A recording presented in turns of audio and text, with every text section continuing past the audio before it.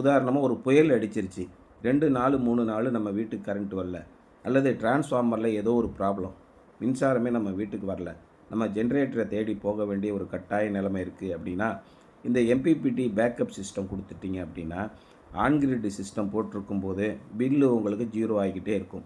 On grid system failure ஆகும்போது ஆட்டோமேட்டிக்காக இந்த ஆஃப் கிரிட் சிஸ்டம் மூலிமா உங்கள் வீடு முழுமைக்கும் சோலார் உற்பத்தி ஆகிக்கிட்டே இருக்கும், எந்த குறையும் இருக்காது.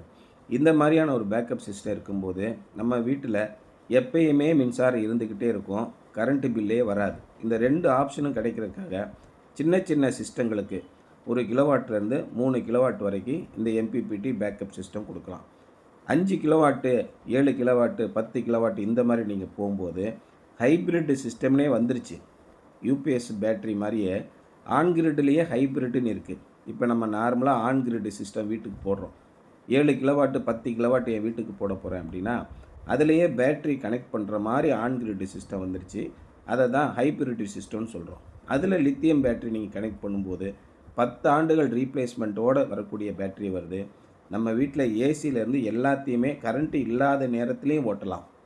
நம்ம வீட்டில் ஃபுல் கரண்ட் இருக்கும், அதே நேரத்தில் கரண்ட்டு பில்லே வராது.